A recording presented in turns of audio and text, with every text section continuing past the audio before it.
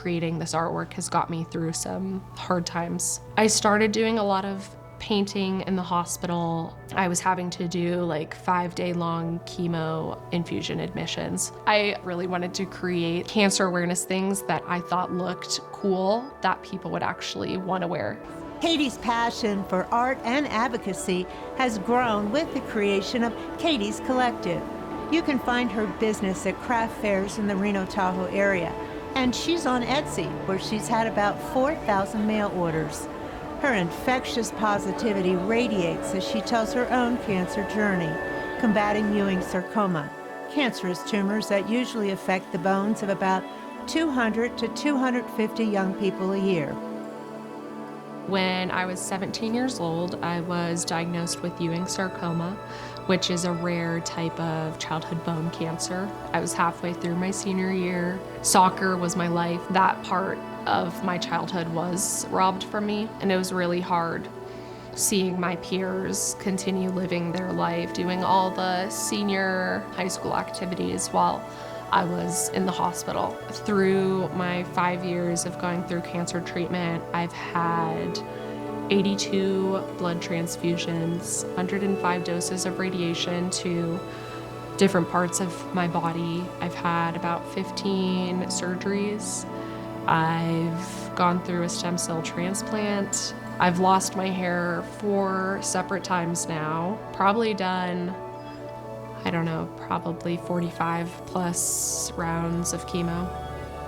This design was kind of inspired by me wanting to create something that showed like all of the cancer awareness ribbon colors. This design is probably one of my favorite ones. The gold ribbon represents childhood cancer, and then the olive branch represents hope and victory, and the lavender represents beauty and grace. Through my treatment, I have gotten a lot of flower bouquets and arrangements. My mom actually had the idea to start drying some of these flowers, and I started creating artwork with these flowers that people had given me throughout my treatment.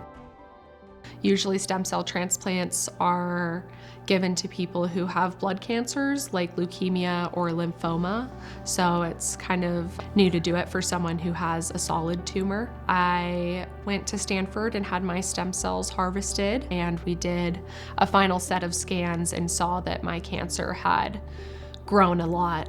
And I went in to start my, like 7th time getting radiation at this point, and those scans showed that I had a pleural effusion in my left lung. And that was one of the scariest feelings I've experienced to this day, is not being able to breathe. I never thought that I was gonna die until this hospitalization. Somehow, it was a miracle that my lung didn't continue to refill with fluid. I went and had my stem cell transplant in Stanford. I ended up being admitted in the hospital for 40 days. I actually brought like my business with me when I got my stem cell transplant, which was kind of crazy. So part of my room, I had like a table set up with all my stickers and pins and badge reels, and it was cool because I think I've sold like at least something to every nurse in the like children's hospital at Stanford.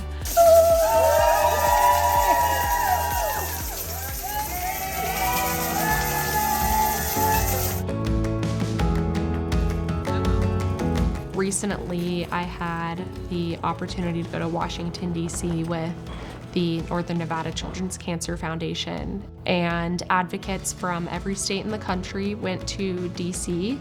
and spoke to the representatives about certain bills and the change that we would like to see in the childhood cancer community. Some of that was about increased funding for research, and some of it was also for collecting data around the country that can be shared to further research for childhood cancer. I've been extremely passionate about advocacy, especially because I have such a rare childhood cancer. When you are first diagnosed with Ewing sarcoma, there is a set treatment protocol. There's no protocol for how to treat a relapse for my type of cancer. It was a lot of kind of just throwing whatever we could at it, seeing what worked, what didn't, and I would like for that to change. Then most recently, I just rang the bell and we celebrated being hard to kill. I was the first person to get a transplant for Ewing sarcoma in Stanford. Katie's kind of like she's my Taylor Swift right now, to be honest. That fangirl feeling. I am a fellow transplant survivor. I am 19 years out, and I heard her story and was just touched by it and really wanted to come and meet her and support her business. This spring, Katie learned her cancer has returned for the 4th time. She remains determined as ever to live beyond her disease. It does scare me a lot. It definitely makes you appreciate every day a little bit more. You can follow Katie and Katie's Collective on Instagram, Facebook, or TikTok, and at katiescollective.com.